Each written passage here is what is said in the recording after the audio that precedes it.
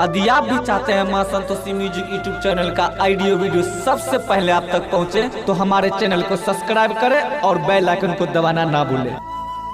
अखन अपने सब सुन रहल छी अलोली बाजार खगड़िया से मां सरस्वती रिकॉर्डिंग स्टूडियो की शानदार प्रस्तुति।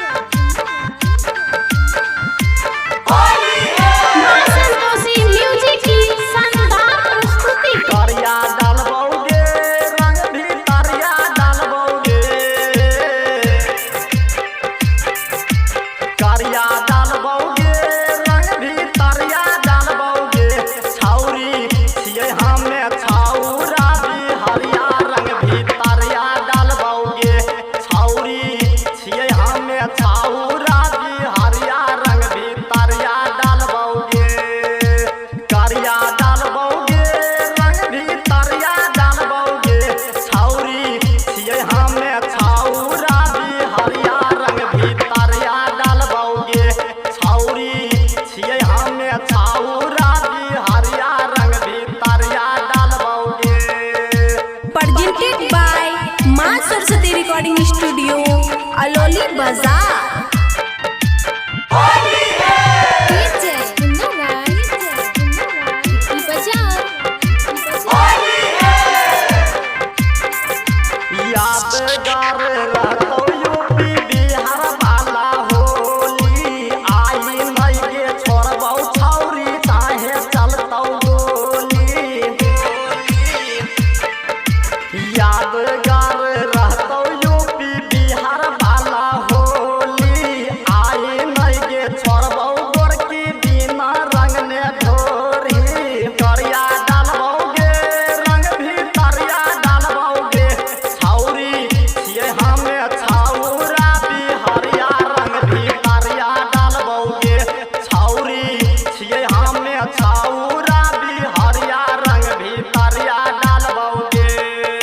Presented by मां सरस्वती रिकॉर्डिंग स्टूडियो